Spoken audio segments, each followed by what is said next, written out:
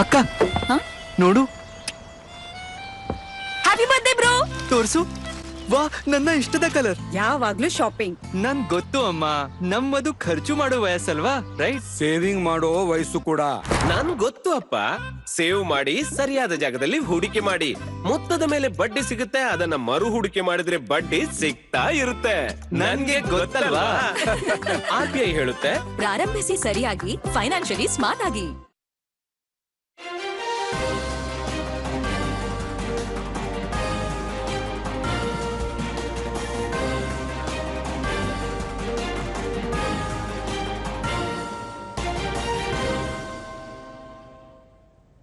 ನಮಸ್ಕಾರ. ಮುಖ್ಯಾಂಶಗಳು. 2047ರ ವೇಳೆಗೆ ಭಾರತ ಸಂಪೂರ್ಣ ಅಭಿವೃದ್ಧಿ ಹೊಂದಿದ ದೇಶ. 140 ಕೋಟಿ ಜನರಿಂದ ವಿಕಸಿತ ಭಾರತದ ಕನಸು ನನಸಾಗಲು ಸಾಧ್ಯ.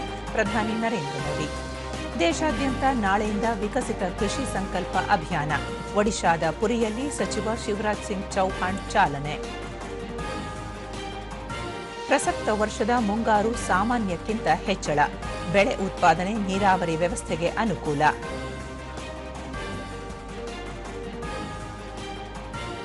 Singapore open badminton tourney.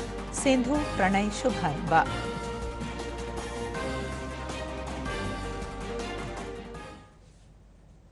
ವಾರ್ತೆಗಳ ವಿವರ.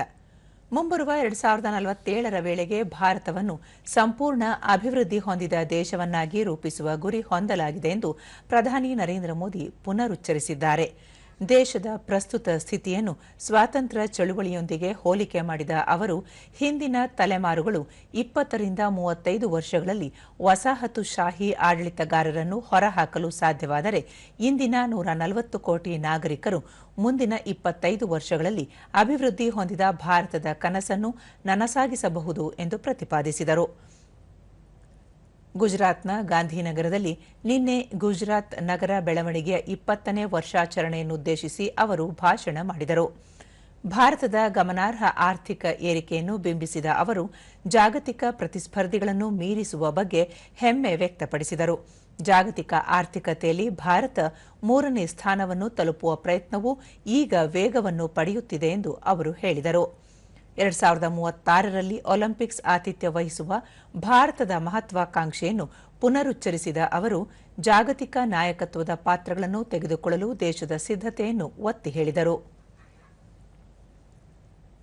अर्बन एरियाज है, हमें अर्बन बॉडीज को इकोनॉमी के ग्रोथ सेंटर बनाने का प्लान करना होगा.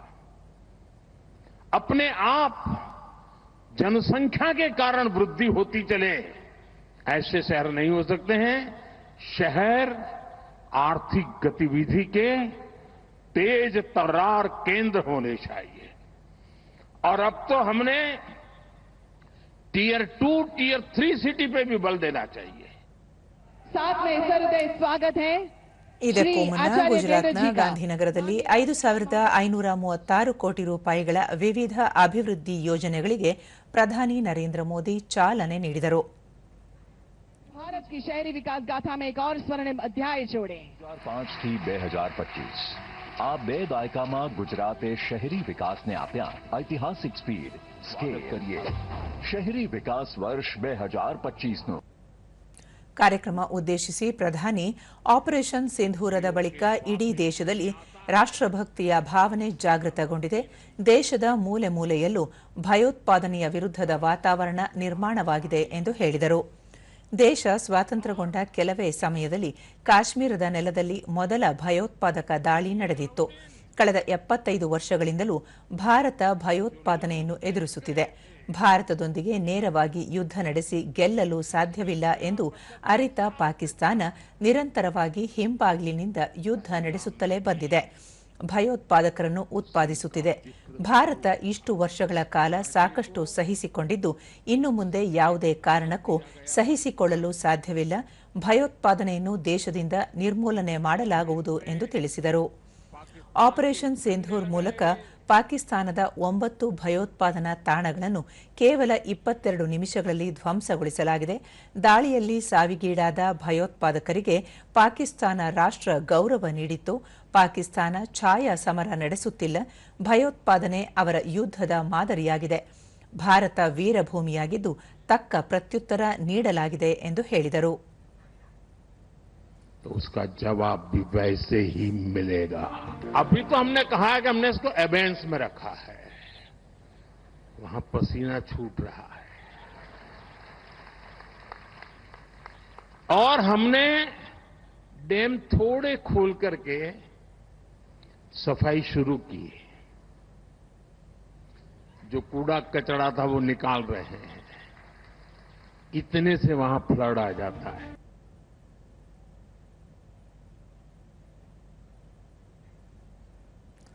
ರಾಷ್ಟ್ರಪತಿ ಭವನದಲ್ಲಿ ನಿನ್ನೆ ನಡೆದ ಸಮಾರಂಭದಲ್ಲಿ ಹಿರಿಯ ಕಲಾವಿದ ಅನಂತ್ ನಾಗ್ ಸೇರಿದಂತೆ ವಿವಿಧ ಕ್ಷೇತ್ರಗಳಲ್ಲಿ ಅನುಪಮ ಸೇವೆ ಸಲ್ಲಿಸಿದ 68 ಗಣ್ಯರಿಗೆ ರಾಷ್ಟ್ರಪತಿ ದ್ರೌಪದಿ ಮುರ್ಮು ಪದ್ಮ ಗೌರವ ಪ್ರದಾನ ಮಾಡಿದರು. ಈ ವೇಳೆ ಉಪರಾಷ್ಟ್ರಪತಿ ಜಗದೀಪ್ ಧನ್ಕರ್, ಲೋಕಸಭಾಧ್ಯಕ್ಷ ಓಂ ಬಿರ್ಲಾ, ಪ್ರಧಾನಿ ನರೇಂದ್ರ ಮೋದಿ, ಸಚಿವರಾದ ಅಮಿತ್ ಶಾ, ಡಾ ಎಸ್ ಜೈಶಂಕರ್, ಪ್ರಹ್ಲಾದ್ ಜೋಶಿ ಸೇರಿದಂತೆ ಹಲವರು ಉಪಸ್ಥಿತರಿದ್ದರು. ಸಮಾರಂಭದಲ್ಲಿ 3 ಪದ್ಮ ವಿಭೂಷಣ, 9 ಮಂದಿಗೆ ಪದ್ಮಭೂಷಣ ಹಾಗೂ 56 ಮಂದಿಗೆ ಪದ್ಮಶ್ರೀ ನೀಡಿ ಗೌರವಿಸಲಾಯಿತು. विशिष्ट पद्म पुरस्कार प्रदान किए जाएंगे.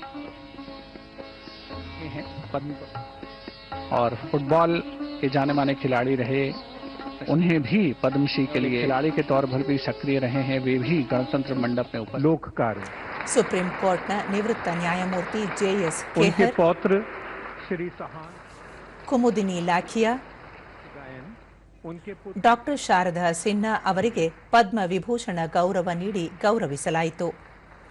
ಕನ್ನಡದ ಹಿರಿಯ ನಟ ಅನಂತ್ ನಾಗ್, ಡಾ ಶೋಭನಾ ಚಂದ್ರಕುಮಾರ್, ನಲ್ಲಿ ಕುಪ್ಪುಸ್ವಾಮಿ ಚೆಟ್ಟಿ, ಕೈಲಾಶನಾಥ್ ದೀಕ್ಷಿತ್, ಜತಿನ್ ಗೋಸ್ವಾಮಿ, ಸಾಧ್ವಿ ರಿತಂಭರ ಪದ್ಮಭೂಷಣ ಗೌರವ ಸ್ವೀಕಾರ ಮಾಡಿದರು.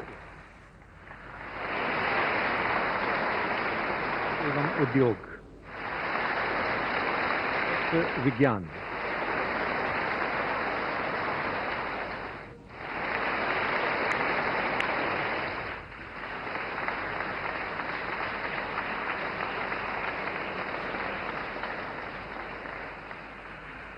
कार्य पद्म उनके. ಈ ವೇಳೆ ಡಾ ಮನೋಹರ್ ಜೋಶಿ ಪರವಾಗಿ ಕುಟುಂಬದ ಸದಸ್ಯರು ಗೌರವ ಸ್ವೀಕರಿಸಿದರು. चिकित्सा, होम्योपैथी, ಹಿಂದೂಸ್ತಾನಿ ಸಂಗೀತ ಕಲಾವಿದೆ ಅಶ್ವಿನಿ ಭಿಡೆ ದೇಶಪಾಂಡೆ ಸೇರಿದಂತೆ ಡಾ ವಿಲಾಸ್ ಗಜಾನನ ರಾವ್ ಡಾಂಗ್ರೆ, ಸಂತಾರಾಮ್ ದೇಸ್ವಾಲ್, ಗುರುವಾಯೂರ್ ದೊರೈ, ಮಮತಾ ಶಂಕರ್ ಘೋಷ್, ಸೈಯದ್ ಐನುಲ್ ಹಸನ್, ಬ್ಯಾರಿ ಜಾನ್, ಜಗದೀಶ್ ಜೋಶೀಲಾ, ರಿಕ್ಕಿ ಜಾನ್ ಕೇಜ್, ಕೆಎಲ್ ಕೃಷ್ಣ, ಮಂದಕೃಷ್ಣ ಮಾದಿಗ ಸೇರಿದಂತೆ ಹಲವು ಗಣ್ಯರಿಗೆ ಪದ್ಮಶ್ರೀ ಪುರಸ್ಕಾರ ನೀಡಿ ಗೌರವಿಸಲಾಯಿತು.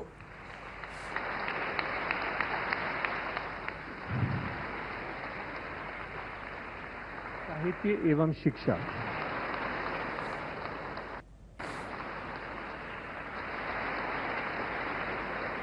एवं शिक्षा, लोक कार्य,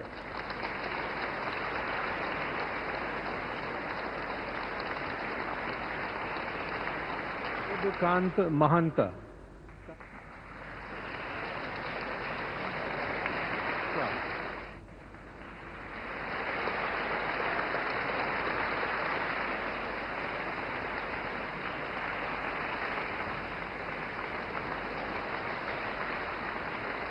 श्री अच्युत रामचंद्र पलव.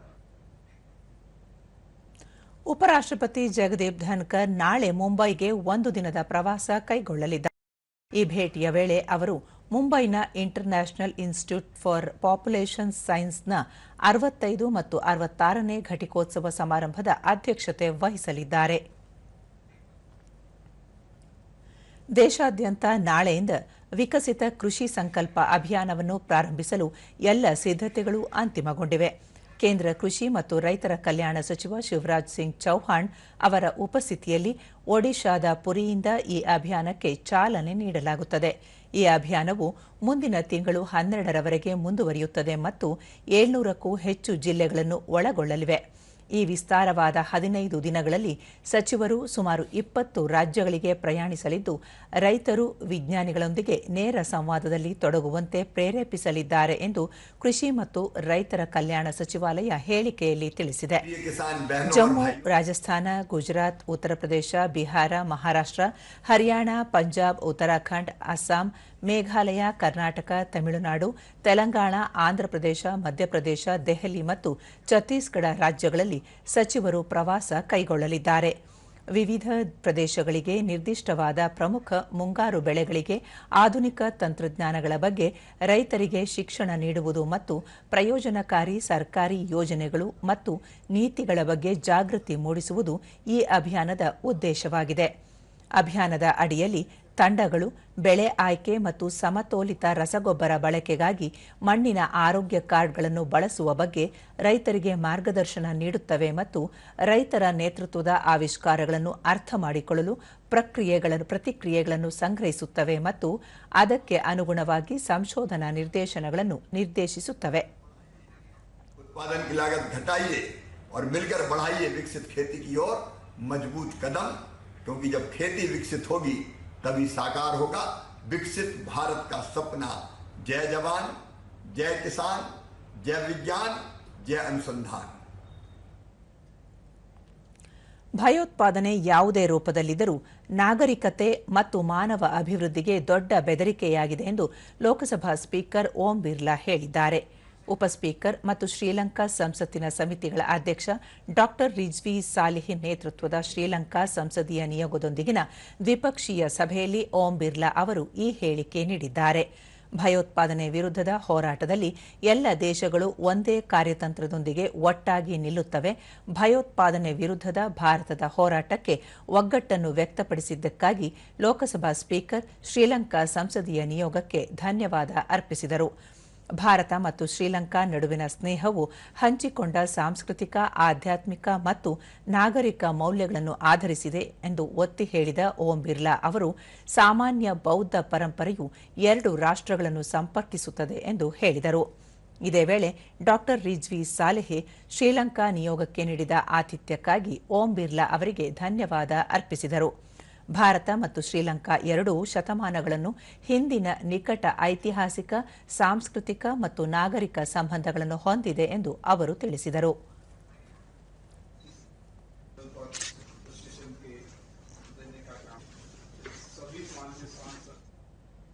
ಕೇಂದ್ರ ವಿಜ್ಞಾನ ಮತ್ತು ತಂತ್ರಜ್ಞಾನ ಖಾತೆ ರಾಜ್ಯ ಸಚಿವ ಡಾ ಜಿತೇಂದ್ರ ಸಿಂಗ್ ದೆಹಲಿಯಲ್ಲಿ ನಿನ್ನೆ ಇಲಾಖಾ ಕಾರ್ಯದರ್ಶಿಗಳೊಂದಿಗೆ ಉನ್ನತ ಮಟ್ಟದ ಪ್ರಗತಿ ಪರಿಶೀಲನಾ ಸಭೆ ನಡೆಸಿದರು.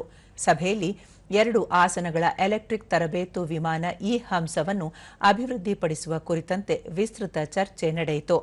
ಡಾ ಜಿತೇಂದ್ರ ಸಿಂಗ್ ಸ್ವದೇಶಿ ನಿರ್ಮಿತ ಇ-ಹಂಸವನ್ನು ಸಿಎಸ್ಐಆರ್ ಹಾಗೂ ಎನ್ಎಎಲ್ ಸಂಸ್ಥೆಗಳು ಅಭಿವೃದ್ಧಿಪಡಿಸುತ್ತಿದ್ದು, ಆಮದಾಗುವ ವಿಮಾನಗಳಿಗಿಂತ ಇವುಗಳ ಬೆಲೆ ಅರ್ಧದಷ್ಟಿರುತ್ತದೆ. ದೇಶದ ವೈಮಾನಿಕ ವಲಯದಲ್ಲಿ ಹಸಿರು ಇಂಧನ ಬಳಕೆ ಮಾಡಿ ಸ್ವಾವಲಂಬನೆ ಸಾಧಿಸುವ ಗುರಿ ಸಾಧನೆಗೆ ಇ-ಹಂಸ ಪೂರಕವಾಗಿದೆ ಎಂದು ಹೇಳಿದರು. ಇದೇ ಸಂದರ್ಭದಲ್ಲಿ ಸಚಿವರು ಆಪರೇಷನ್ ಸಿಂಧೂರ್ನಲ್ಲಿ ಇಸ್ರೋ ಸಂಸ್ಥೆಯ ಮಹತ್ವದ ಪಾತ್ರವನ್ನು ಶ್ಲಾಘಿಸಿ, ಪ್ರತಿಯೊಬ್ಬ ಭಾರತೀಯನೂ ಹೆಮ್ಮೆ ಪಡುವ ಸಂಗತಿ ಎಂದು ಹೇಳಿದರು. ಭವಿಷ್ಯದ ಹಲವಾರು ಯೋಜನೆಗಳಿಗೆ ಸಂಬಂಧಿಸಿದಂತೆ ಇಸ್ರೋ ಈಗಾಗಲೇ 40 ಕೇಂದ್ರ ಸಚಿವಾಲಯಗಳು ಹಾಗೂ 20 ರಾಜ್ಯ ಸರ್ಕಾರಿ ಇಲಾಖೆಗಳೊಂದಿಗೆ ಸಹಯೋಗ ಹೊಂದಿದೆ ಎಂದು ಹೇಳಿದರು. ಭಾರತೀಯ ಮಾನದಂಡಗಳ ಬ್ಯೂರೋ ಬಿಐಎಸ್ನ 9ನೇ ಆಡಳಿತ ಮಂಡಳಿ ಸಭೆ ಕೇಂದ್ರ ಗ್ರಾಹಕ ವ್ಯವಹಾರಗಳ ಸಚಿವ ಪ್ರಹ್ಲಾದ್ ಜೋಶಿ ನೇತೃತ್ವದಲ್ಲಿ ದೆಹಲಿಯಲ್ಲಿ ನಿನ್ನೆ ನಡೆಯಿತು. ಈ ವೇಳೆ ಆಂಧ್ರಪ್ರದೇಶ, ಉತ್ತರಾಖಂಡ, ಬಿಹಾರ, ಅಸ್ಸಾಂನ ಆಹಾರ ಮತ್ತು ನಾಗರಿಕ ಸರಬರಾಜು ಹಾಗೂ ಗ್ರಾಹಕ ವ್ಯವಹಾರಗಳ ಸಚಿವರು, ಹಿರಿಯ ಅಧಿಕಾರಿಗಳು ಉಪಸ್ಥಿತರಿದ್ದರು.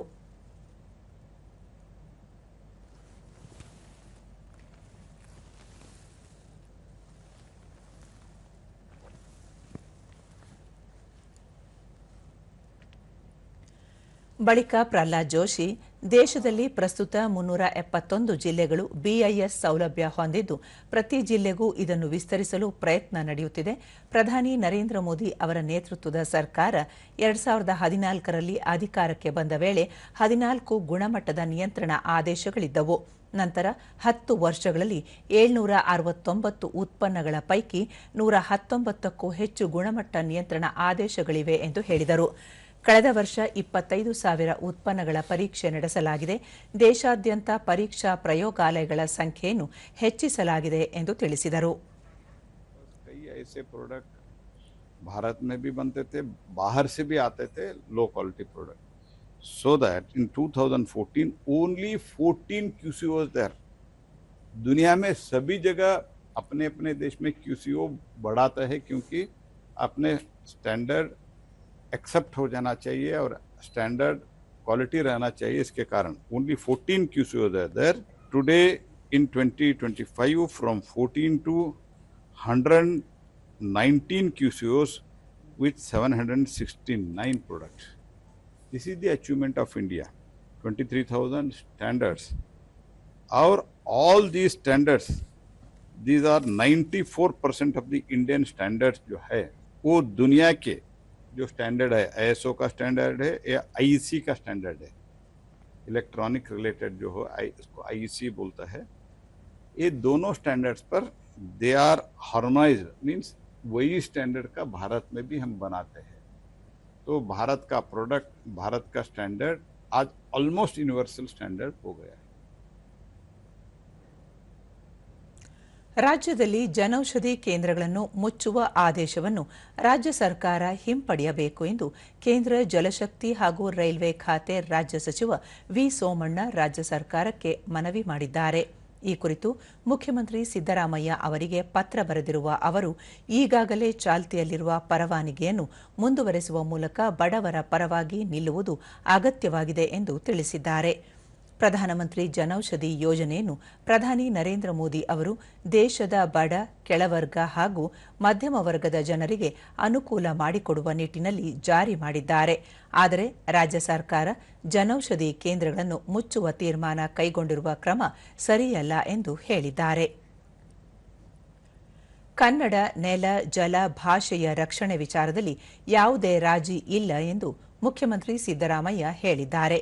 ಈ ಕುರಿತು ಹೇಳಿಕೆ ಬಿಡುಗಡೆ ಮಾಡಿರುವ ಅವರು ಕನ್ನಡ ಭಾಷೆಗೆ ಕನ್ನಡಿಗರೆಲ್ಲರೂ ತಾಯಿಯ ಸ್ಥಾನ ನೀಡಿದ್ದು ಅದೇ ಗೌರವವನ್ನು ರಾಜ್ಯ ಸರ್ಕಾರವೂ ಹೊಂದಿದೆ. ನಾಡು ನುಡಿಗೆ ಅವಮಾನವಾಗುವುದನ್ನು ಸರ್ಕಾರ ಎಂದಿಗೂ ಸಹಿಸುವುದಿಲ್ಲ ಎಂದು ತಿಳಿಸಿದ್ದಾರೆ. ಕನ್ನಡ ಭಾಷೆ ಮತ್ತು ಸಾಹಿತ್ಯಕ್ಕೆ ಪ್ರೋತ್ಸಾಹ ನೀಡುವ ಉದ್ದೇಶಕ್ಕಾಗಿಯೇ ಪ್ರತ್ಯೇಕ ಕನ್ನಡ ಮತ್ತು ಸಂಸ್ಕೃತಿ ಇಲಾಖೆ ಇದೆ. ಇದರ ಅಡಿ 13 ಅಕಾಡೆಮಿಗಳು, 3 ಪ್ರಾಧಿಕಾರಗಳು, ಸಾಹಿತಿಗಳ ಹೆಸರಿನ 24 ಟ್ರಸ್ಟ್ಗಳು ಕಾರ್ಯನಿರ್ವಹಿಸುತ್ತಿವೆ. ಇವೆಲ್ಲವೂ ಕನ್ನಡ, ಕನ್ನಡಿಗ ಮತ್ತು ಕರ್ನಾಟಕಕ್ಕೆ ಮೀಸಲಾಗಿವೆ ಎಂದು ಹೇಳಿದ್ದಾರೆ. 2025-26ನೇ ಸಾಲಿನಲ್ಲಿ ರಾಜ್ಯ ಸರ್ಕಾರ ಪ್ರಾಥಮಿಕ ಮತ್ತು ಪ್ರೌಢ ಶಿಕ್ಷಣ ಇಲಾಖೆಗೆ 34,438 ಕೋಟಿ ರೂಪಾಯಿ, ಸಮಾಜ ಕಲ್ಯಾಣ ಮತ್ತಿತರ ಇಲಾಖೆಗಳಿಗೆ ಸೇರಿದ ಶಾಲೆಗಳಿಗೆ 4,150 ಕೋಟಿ ರೂಪಾಯಿ, ಹೀಗೆ ಕನ್ನಡ ಭಾಷೆಯ ಶಾಲೆಗಳಿಗಾಗಿಯೇ ರಾಜ್ಯ ಸರ್ಕಾರ ಒಟ್ಟು 38,688 ಕೋಟಿ ರೂಪಾಯಿಗಳನ್ನು ನೀಡಿದೆ. ಜೊತೆಗೆ ಸರ್ಕಾರಿ ಶಾಲೆಗಳ ನಿರ್ವಹಣೆ, ಮೂಲ ಸೌಕರ್ಯಕ್ಕಾಗಿ 999 ಕೋಟಿ ರೂಪಾಯಿ ಅನುದಾನ ಒದಗಿಸಲಾಗಿದೆ. ಈ ಅನುದಾನ ಕನ್ನಡ ಭಾಷೆಯ ಅಭಿವೃದ್ಧಿಗಾಗಿಯೇ ವ್ಯಯವಾಗಲಿದೆ ಎಂದು ತಿಳಿಸಿದ್ದಾರೆ. ಕನ್ನಡ ಭಾಷೆಯನ್ನು ನಿರ್ಲಕ್ಷಿಸಿ ಉರ್ದು ಭಾಷೆಗೆ ರಾಜ್ಯ ಸರ್ಕಾರ ಹೆಚ್ಚಿನ ಅನುದಾನ ನೀಡುತ್ತಿದೆ ಎನ್ನುವ ಪ್ರತಿಪಕ್ಷದ ಆರೋಪ ಸತ್ಯಕ್ಕೆ ದೂರವಾದುದು. ರಾಜ್ಯ ಸರ್ಕಾರ ರಾಜ್ಯದಲ್ಲಿ ಬಳಕೆಯಲ್ಲಿರುವ ತುಳು, ಕೊಂಕಣಿ, ಅರೆಭಾಷೆ, ಕೊಡವ ಭಾಷೆಗಳಿಗಾಗಿ ಪ್ರತ್ಯೇಕ ಅಕಾಡೆಮಿ ಸ್ಥಾಪಿಸಿ ವಾರ್ಷಿಕ 80 ಲಕ್ಷ ರೂಪಾಯಿ ಅನುದಾನ ನೀಡಲಾಗುತ್ತಿದೆ ಎಂದು ಅವರು ಮಾಹಿತಿ ನೀಡಿದ್ದಾರೆ. ರಾಜ್ಯದಲ್ಲಿ ಕೋವಿಡ್ ಪ್ರಕರಣಗಳು ಹೆಚ್ಚುತ್ತಿರುವ ಹಿನ್ನೆಲೆಯಲ್ಲಿ ಬೆಂಗಳೂರಿನ ಕೆಸಿ ಜನರಲ್ ಆಸ್ಪತ್ರೆಯಲ್ಲಿ ಆರೋಗ್ಯ ಮೂಲಸೌಕರ್ಯಗಳ ಕುರಿತು ಆರೋಗ್ಯ ಮತ್ತು ಕುಟುಂಬ ಕಲ್ಯಾಣ ಸಚಿವ ದಿನೇಶ್ ಗುಂಡೂರಾವ್ ಪರಿಶೀಲಿಸಿ ಅಧಿಕಾರಿಗಳಿಂದ ಮಾಹಿತಿ ಪಡೆದರು. ಈ ವೇಳೆ ಆಮ್ಲಜನಕ, ತೀವ್ರ ನಿಗಾ ಘಟಕ, ಹಾಸಿಗೆ, ತುರ್ತು ಚಿಕಿತ್ಸಾ ಘಟಕ, ವೆಂಟಿಲೇಟರ್, ಸ್ಯಾನಿಟೈಸರ್, ಮಾಸ್ಕ್ ಸೇರಿದಂತೆ ಕೋವಿಡ್ ಸೋಂಕಿಗೆ ಸಂಬಂಧಿಸಿದ ವಿವಿಧ ಉಪಕರಣಗಳು ಹಾಗೂ ಅವುಗಳ ಗುಣಮಟ್ಟ ಕುರಿತು ಪರಿಶೀಲಿಸಿದರು.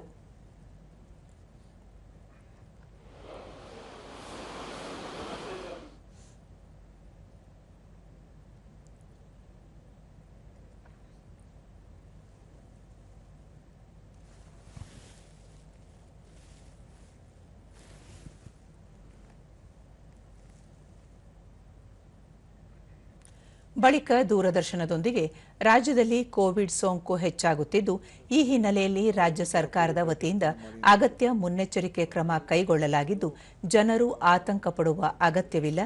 ಶ್ವಾಸಕೋಶಕ್ಕೆ ಸಂಬಂಧಿಸಿದ ಆರೋಗ್ಯ ಸಮಸ್ಯೆ ಇರುವವರು, ಹಿರಿಯ ನಾಗರಿಕರು, ಗರ್ಭಿಣಿಯರು, ಬಾಣಂತಿಯರು, ಮಕ್ಕಳು ಕಡ್ಡಾಯವಾಗಿ ಮಾಸ್ಕ್ ಧರಿಸುವಂತೆ ಸೂಚಿಸಲಾಗಿದೆ ಎಂದರು.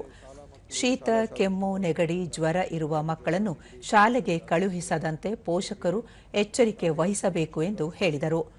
ಜಿಲ್ಲಾಸ್ಪತ್ರೆ ಸೇರಿದಂತೆ ವಿವಿಧ ಆಸ್ಪತ್ರೆಗಳಲ್ಲಿ ಔಷಧಿ, ಐಸಿಯು, ವೆಂಟಿಲೇಟರ್ ಸೇರಿದಂತೆ ಇನ್ನಿತರ ಅಗತ್ಯ ಉಪಕರಣಗಳನ್ನು ಸಿದ್ಧವಾಗಿಟ್ಟುಕೊಳ್ಳುವಂತೆ ನಿರ್ದೇಶನ ನೀಡಿದ್ದು, ಅಗತ್ಯವಿರುವ ಕಡೆ ಆರ್ಟಿಪಿಆರ್ ಪರೀಕ್ಷೆ ನಡೆಸುವಂತೆ ಸೂಚಿಸಲಾಗಿದೆ ಎಂದು ತಿಳಿಸಿದರು. ನಮ್ಮ ಕೇಂದ್ರದಿಂದನೂ ಕೂಡ ಅದೇ ಮಾಹಿತಿ ಇದೆ, ನಮ್ಮ ತಜ್ಞರು ಅದೇ ಮಾಹಿತಿ ಕೊಟ್ಟಿದ್ದಾರೆ. ಇದು ಸಹಜವಾಗಿರುವಂಥ ಒಂದು ಇನ್ಫೆಕ್ಷನ್ ಆಗ್ತದೆ. ಇದರಿಂದ ತುಂಬ ಏನು ಗಾಬರಿಪಟ್ಟು ಅಥವಾ ಭಾಳ ಒಂದು ಕೆಟ್ಟ ಪರಿಸ್ಥಿತಿಗೆ ಹೋಗುವಂಥದ್ದು ಏನು ಕಂಡು ಬರ್ತಾ ಇಲ್ಲ ಅಂತಲೂ ಕೂಡ ನಮಗಿರುವಂಥ ಒಂದು ಮಾಹಿತಿ. ಆದ್ದರಿಂದ ಇದನ್ನು ಹೆಚ್ಚು ಹರಡದೇ ಇರತಕ್ಕಂಥದ್ದನ್ನು ನೋಡ್ಕೊಳ್ತಕ್ಕಂಥದ್ದು ಈಗ ನಮ್ಮ ಮುಖ್ಯ ಜವಾಬ್ದಾರಿ ಆಗಿದೆ. ಆಸ್ಪತ್ರೆಯಲ್ಲೂ ನಿನ್ನೆ ಮುಖ್ಯಮಂತ್ರಿಯವರು ಕೂಡ ನಮ್ಮ ಜೊತೆಲೆಲ್ಲ ಕರೆದು ಎಲ್ಲ ಮುಂಜಾಗ್ರತೆ ಕ್ರಮಗಳು ತಗೊಳ್ಳೋದಕ್ಕೆ ಅವರು ಆದೇಶ ಮಾಡಿದ್ದಾರೆ. ಈಗಾಗಲೇ ಆಸ್ಪತ್ರೆಗಳಲ್ಲಿ ಏನು ಆಕ್ಸಿಜನ್ ಇರುವಂಥದ್ದಕ್ಕೆ ಬಗ್ಗೆ ಸಪ್ಲೈ, ಆಕ್ಸಿಜನ್ ವ್ಯವಸ್ಥೆ ಸರಿಯಾಗಿರಬೇಕು ಮತ್ತು ನಮ್ಮ ಜಿಲ್ಲಾ ಆಸ್ಪತ್ರೆ ಎಲ್ಲ ಕಡೆ ICU ಬೆಡ್ಗಳು, ವೆಂಟಿಲೇಟರ್ಗಳು ಸಂಖ್ಯೆ ನೋಡಿಕೊಂಡು ಅದನ್ನೆಲ್ಲ ಸರಿಯಾಗಿ ಇರ್ತಕ್ಕಂಥದ್ದು ನೋಡ್ಕೋಬೇಕಾಗ್ತದೆ. ವೆಂಟಿಲೇಟರ್ಗಳೇನಾದರೂ ರಿಪೇರಿ ಆಗಿದೆ ಅದನ್ನು ಸರಿಪಡಿಸ್ಕೊಳ್ಳಿ ಅಂತಲೂ ಹೇಳಿದ್ದಾರೆ. ಮತ್ತು ಐಸೋಲೇಷನ್ ಆಗುವಂಥ ಸಂದರ್ಭ ಏನೋ ಬಂದಾಗ ಐಸೋಲೇಷನ್ ಎಲ್ಲಿ ಮಾಡ್ಕೋಬೇಕು, ಯಾವ ಒಂದು ವಾರ್ಡ್ಗಳು ಮಾಡ್ಕೋಬೇಕು ಅಂತೇಳಿ ಅದನ್ನೆಲ್ಲ ನಿಗದಿ ಮಾಡ್ಕೊಳ್ಳೋಕ್ಕೂ ಕೂಡ ಹೇಳಿದ್ದೀವಿ. ಆದ್ದರಿಂದ ಮತ್ತು ಎಲ್ಲ ನಮ್ಮ ಜಿಲ್ಲಾ ಕೇಂದ್ರಗಳಿಗೆ RT-PCR ಕಿಟ್ಸನ್ನು ಕೂಡ ಕಳಿಸ್ಕೊಟ್ಟಿದ್ದೀವಿ. ಸೊ ಟೆಸ್ಟಿಂಗ್ ಚಿಕ್ಕಬಳ್ಳಾಪುರದಲ್ಲಿ ನಿನ್ನೆ ಜಿಲ್ಲಾಡಳಿತ, ಕನ್ನಡ ಮತ್ತು ಸಂಸ್ಕೃತಿ ಇಲಾಖೆ ಹಾಗೂ ಜಿಲ್ಲಾ ಕನ್ನಡ ಸಾಹಿತ್ಯ ಪರಿಷತ್ ಸಹಯೋಗದಲ್ಲಿ ಕನ್ನಡ ಭವನ ಲೋಕಾರ್ಪಣೆ ಮತ್ತು 10ನೇ ಜಿಲ್ಲಾ ಕನ್ನಡ ಸಾಹಿತ್ಯ ಸಮ್ಮೇಳನ ನಡೆಯಿತು. ಉನ್ನತ ಶಿಕ್ಷಣ ಸಚಿವರೂ ಆದ ಜಿಲ್ಲಾ ಉಸ್ತುವಾರಿ ಸಚಿವ ಡಾ MC ಸುಧಾಕರ್ 17.83 ಕೋಟಿ ರೂಪಾಯಿ ವೆಚ್ಚದಲ್ಲಿ ನಿರ್ಮಾಣವಾದ ಕನ್ನಡ ಭವನವನ್ನು ಲೋಕಾರ್ಪಣೆಗೊಳಿಸಿ 10ನೇ ಜಿಲ್ಲಾ ಕನ್ನಡ ಸಾಹಿತ್ಯ ಸಮ್ಮೇಳನವನ್ನು ಆದಿಚುಂಚನಗಿರಿ ಮಹಾಸಂಸ್ಥಾನ ಮಠದ ಪೀಠಾಧ್ಯಕ್ಷ ಡಾ ನಿರ್ಮಲಾನಂದನಾಥ ಸ್ವಾಮೀಜಿ ಉದ್ಘಾಟಿಸಿದರು. ಬಳಿಕ ಸಮ್ಮೇಳನದ ಸ್ಮರಣ ಸಂಚಿಕೆಯನ್ನು ಬಿಡುಗಡೆ ಮಾಡಿದರು. ಈ ವೇಳೆ ಮಾಜಿ ಸಚಿವ ವೀರಪ್ಪ ಮೊಯ್ಲಿ, ಶಾಸಕರಾದ ಪ್ರದೀಪ್ ಈಶ್ವರ್, KH ಪುಟ್ಟಸ್ವಾಮಿ ಗೌಡ, ಸಮ್ಮೇಳನಾಧ್ಯಕ್ಷ ಗೋಪಾಲಗೌಡ ಕಲ್ವಮಂಜಲಿ, ಡಾ H ನರಸಿಂಹಯ್ಯ, ವಿಜ್ಞಾನ, ಶೈಕ್ಷಣಿಕ, ಸಾಂಸ್ಕೃತಿಕ ಮತ್ತು ಪ್ರವಾಸೋದ್ಯಮ ಅಭಿವೃದ್ಧಿ ಪ್ರಾಧಿಕಾರದ ಅಧ್ಯಕ್ಷ NH ಶಿವಶಂಕರ ರೆಡ್ಡಿ ಸೇರಿದಂತೆ ಮತ್ತಿತರರು ಉಪಸ್ಥಿತರಿದ್ದರು. ಬಳಿಕ ಸಚಿವ MC ಸುಧಾಕರ್, ಸಾವಿರಾರು ವರ್ಷಗಳ ಇತಿಹಾಸವಿರುವ ಕನ್ನಡ ಭಾಷೆ ಜಗತ್ತಿನ 16,500 ಭಾಷೆಗಳ ಪೈಕಿ 27ನೇ ಸ್ಥಾನದಲ್ಲಿದ್ದು ಅತ್ಯಂತ ವೈವಿಧ್ಯಮಯ ಭಾಷೆಯಾಗಿದೆ. ಕನ್ನಡ ಭಾಷೆ ಮತ್ತು ಸಾಹಿತ್ಯ ಅತ್ಯಂತ ಶ್ರೀಮಂತ ಪರಂಪರೆ ಹೊಂದಿದೆ. ಅತ್ಯಾಧುನಿಕ ಸೌಕರ್ಯಗಳೊಂದಿಗೆ ಸುಸಜ್ಜಿತವಾಗಿ ನಿರ್ಮಾಣವಾಗಿರುವ ಕನ್ನಡ ಭವನ ಆಂಧ್ರಪ್ರದೇಶ ಗಡಿಭಾಗದಲ್ಲಿ 10 ಹಲವು ಕನ್ನಡ ಕಾರ್ಯಕ್ರಮಗಳ ಮೂಲಕ ಕನ್ನಡದ ಕಂಪನ್ನು ಪಸರಿಸಲು ಸಹಕಾರಿಯಾಗಿದೆ ಎಂದು ತಿಳಿಸಿದರು. ಜಿಲ್ಲೆಯಲ್ಲಿ ಇವತ್ತು ಬಹಳಷ್ಟು ಜನ ಇವತ್ತು ಸಾಹಿತ್ಯ ಪರಂಪರೆಯನ್ನ ಇವತ್ತು ಬೆಳೆಸಿರ್ತಕ್ಕಂಥವರನ್ನ ನಾವು ನೆನ್ಕೋಬೇಕಾಗುತ್ತೆ. ನಿರ್ಮಲಾನಂದ ಸ್ವಾಮೀಜಿ, ಕನ್ನಡ ಭಾಷೆಯನ್ನು ಉಳಿಸಿಕೊಂಡು ಹೋಗಬೇಕಾದ ಅನಿವಾರ್ಯತೆ ಎಲ್ಲ ಕನ್ನಡಿಗರ ಮೇಲಿದೆ. ಕಾವ್ಯಕ್ಕೆ ವ್ಯಕ್ತಿಯ ಮನಸ್ಸನ್ನು ಸುಸಂಸ್ಕೃತಗೊಳಿಸುವ ಶಕ್ತಿ ಇದೆ. ಈ ಹಿನ್ನೆಲೆಯಲ್ಲಿ ವಿದ್ಯಾರ್ಥಿಗಳು ಸಾಹಿತ್ಯಾಸಕ್ತಿಯನ್ನು ಬೆಳೆಸಿಕೊಳ್ಳಬೇಕು ಹಾಗೂ ಪುಸ್ತಕಗಳನ್ನು ಓದುವ, ಅಧ್ಯಯನ ಮಾಡುವ ಮೂಲಕ ಜ್ಞಾನವನ್ನು ಹೆಚ್ಚಿಸಿಕೊಳ್ಳಬೇಕು ಎಂದು ಸಲಹೆ ನೀಡಿದರು. ನಿದ್ರೆಯಿಂದಲೇ ಮಲಗಿದರದ ಸತ್ತಂತಿಗರನ್ನು ಬಡಿದೆಚ್ಚರಿಸು, ಕಚ್ಚಾಡುವವರನ್ನು ಕೂಡಿಸಿ ಒಲಿಸು, ಹೊಟ್ಟೆಯ ಕಿಚ್ಚಿಗೆ ಕಣ್ಣೀರು ಸುರಿಸು, ಒಟ್ಟಿಗೆ ಬಾಡುವ ತೆರದಲ್ಲಿ ಅರಸು, ಅದಕ್ಕೋಸ್ಕರ ಬಾರಿಸು ಕನ್ನಡ ಎಂದಿನವ. ಕಾರ್ಯಕ್ರಮಕ್ಕೂ ಮುನ್ನ ನಗರದ ಪ್ರಮುಖ ರಸ್ತೆಗಳಲ್ಲಿ ಕನ್ನಡ ರಥಯಾತ್ರೆ ಮೆರವಣಿಗೆ ನಡೆಯಿತು. ವಿದ್ಯಾರ್ಥಿಗಳು ಕನ್ನಡ ಬಾವುಟ ಹಿಡಿದು ಬ್ಯಾಂಡ್ ವಾದನದ ಮೂಲಕ ಸಾಗಿದರೆ, ಮಹಿಳೆಯರು ಪೂರ್ಣ ಕುಂಭದೊಂದಿಗೆ ಹೆಜ್ಜೆ ಹಾಕಿದ್ದು ಎಲ್ಲರ ಗಮನ ಸೆಳೆಯಿತು.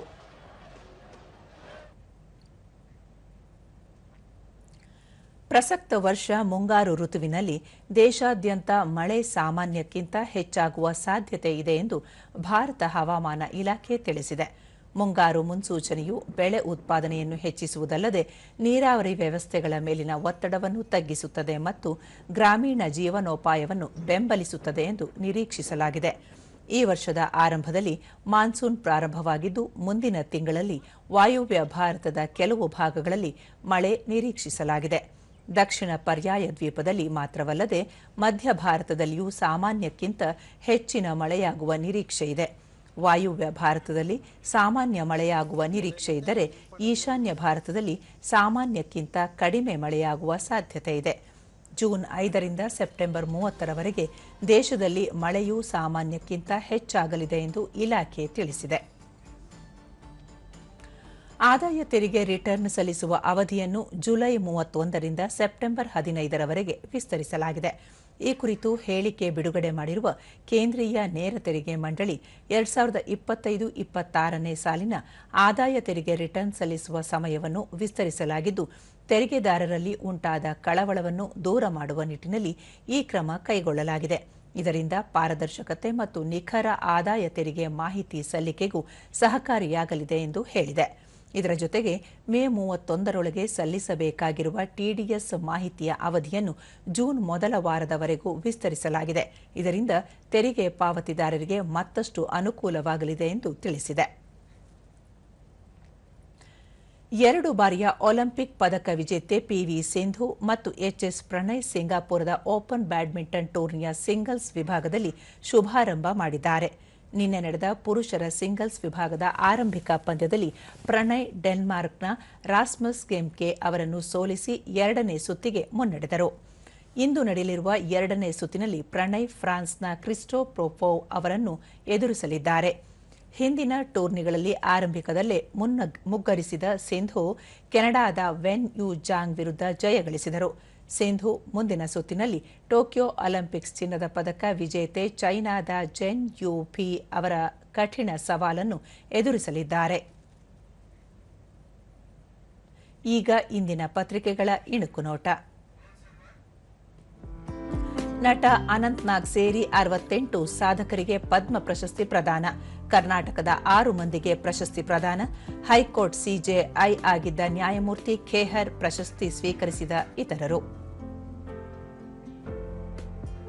ಮುಂಗಾರು ಆರಂಭದಲ್ಲೇ ಪ್ರವಾಹ ಭೀತಿ. ಉಕ್ಕಿದ ನದಿಗಳು, ತೀರದ ಗ್ರಾಮಗಳಲ್ಲಿ ಪ್ರವಾಹದ ಆತಂಕ. ಅವಘಡಗಳಿಗೆ 3 ಬಲಿ. ಕೊರೋನಾ ನಿಯಂತ್ರಣಕ್ಕೆ ತಯಾರಿ. ಜ್ವರ, ಶೀತ, ಕೆಮ್ಮು ಇರುವವರು ಜನನಿಬಿಡ ಸ್ಥಳಗಳಲ್ಲಿ ಮಾಸ್ಕ್ ಧರಿಸಿ. ವೈದ್ಯರ ಗ್ರಾಮೀಣ ಸೇವೆ ನಿಯಮ ಸಡಿಲಿಕೆ ಸೇರಿ 3 ಸುಗ್ರೀವಾಜ್ಞೆಗೆ ರಾಜ್ಯಪಾಲ ಅಂಕಿತ. ಗಿಗ್ ಕಾರ್ಮಿಕರಿಗೂ ಇನ್ನೂ ಸಿಗುತ್ತೆ ಸಾಮಾಜಿಕ ಭದ್ರತೆ. ಬಾಂಗ್ಲಾ ಚೀನಾಗೆ ಠಕ್ಕರ್. 1971ರ ಯುದ್ಧದ ವೇಳೆ ಬಳಸಿದ್ದ ಕೈಲಾಶ್ ಶಹರ್ ಏರ್ಪೋರ್ಟ್ ಪುನರಾಭಿವೃದ್ಧಿ. ಭಾರತದ ವ್ಯೂಹಾತ್ಮಕ ಹೆಜ್ಜೆ. ಡ್ರ್ಯಾಗನ್ ತಂತ್ರಕ್ಕೆ ಪ್ರತಿತಂತ್ರ. ಬಾಂಗ್ಲಾಕ್ಕೂ ಚೆಕ್ಮೇಟ್. ಇವು ಇಂದಿನ ಪತ್ರಿಕೆಗಳ ಪ್ರಮುಖ ಸುದ್ದಿ. ಉಳಿದಂತೆ ಕೋಲಾರದಲ್ಲಿ ಖಾಸಗಿ ಹೆಲಿಕಾಪ್ಟರ್ ಘಟಕ. ದೇಶದಲ್ಲೇ ಮೊದಲು ವೇಮಗಲ್ನಲ್ಲಿ ಸ್ಥಾಪನೆ. ಏರ್ಬಸ್ ಟಾಟಾ ಕಂಪನಿ ಜಂಟಿ ಯೋಜನೆ. ಮತ್ತೆ ಟೋಯಿಂಗ್ ಕಾರ್ಯಾಚರಣೆಗೆ ಗ್ರೀನ್ ಸಿಗ್ನಲ್. ಸಂಚಾರ ದಟ್ಟಣೆಗೆ ತಡೆಗೆ ಕಡಿವಾಣ. ಡಿಕೆಶಿ ಹೇಳಿಕೆ ಬೆನ್ನಲ್ಲೇ ಗೃಹ ಸಚಿವರ ಘೋಷಣೆ. ಜೂನ್ನಲ್ಲಿ ವಾಡಿಕೆಗಿಂತ ಅಧಿಕ ಮಳೆ. ವಾಯುವ್ಯ ಭಾಗದಲ್ಲಿ ಸಾಮಾನ್ಯ, ಈಶಾನ್ಯದಲ್ಲಿ ಕಡಿಮೆ, ಕೇಂದ್ರ ಭಾಗ ಹಾಗೂ ದಕ್ಷಿಣದಲ್ಲಿ ಹೆಚ್ಚಿನ ಮಳೆ. ಯುದ್ಧ ವಿಮಾನ ತಯಾರಿಕೆಗೆ ಚಾಲನೆ. ರಕ್ಷಣಾ ಸಚಿವ ರಾಜನಾಥ್ ಸಿಂಗ್ ಒಪ್ಪಿಗೆ. ಯೋಜನೆ ಜಾರಿಗೊಳಿಸಲಿರುವ ಮತ್ತು ಐಟಿಆರ್ ಫೈಲಿಂಗ್ ಸೆಪ್ಟೆಂಬರ್ 15ರವರೆಗೆ ವಿಸ್ತರಣೆ. ಕೊನೆಯಲ್ಲಿ ಮತ್ತೊಮ್ಮೆ ಮುಖ್ಯಾಂಶಗಳು. 2047ರ ವೇಳೆಗೆ ಭಾರತ ಸಂಪೂರ್ಣ ಅಭಿವೃದ್ಧಿ ಹೊಂದಿದ ದೇಶ. 140 ಕೋಟಿ ಜನರಿಂದ ವಿಕಸಿತ ಭಾರತದ ಕನಸು ನನಸಾಗಲು ಸಾಧ್ಯ. ಪ್ರಧಾನಿ ನರೇಂದ್ರ ಮೋದಿ. ದೇಶಾದ್ಯಂತ ನಾಳೆಯಿಂದ ವಿಕಸಿತ ಕೃಷಿ ಸಂಕಲ್ಪ ಅಭಿಯಾನ. ಒಡಿಶಾದ ಪುರಿಯಲ್ಲಿ ಸಚಿವ ಶಿವರಾಜ್ ಸಿಂಗ್ ಚೌಹಾಣ್ ಚಾಲನೆ. ಪ್ರಸಕ್ತ ವರ್ಷದ ಮುಂಗಾರು ಸಾಮಾನ್ಯಕ್ಕಿಂತ ಹೆಚ್ಚಳ. ಬೆಳೆ ಉತ್ಪಾದನೆ, ನೀರಾವರಿ ವ್ಯವಸ್ಥೆಗೆ ಅನುಕೂಲ. ಮತ್ತು Singapore open badminton tourney. Sindhu Prannoy ಶುಭಾರಂಭ. ನಮ್ಮ ವಾರ್ತಾ ಪ್ರಸಾರವನ್ನು ನೀವು DD Chandana news YouTube, X ಖಾತೆ, ಫೇಸ್ಬುಕ್ ಹಾಗೂ ಇನ್ಸ್ಟಾಗ್ರಾಂನಲ್ಲೂ ವೀಕ್ಷಿಸಬಹುದು. ನಮ್ಮ ಮುಂದಿನ ವಾರ್ತಾ ಪ್ರಸಾರ ಬೆಳಿಗ್ಗೆ 11 ಗಂಟೆಗೆ. ನಮಸ್ಕಾರ.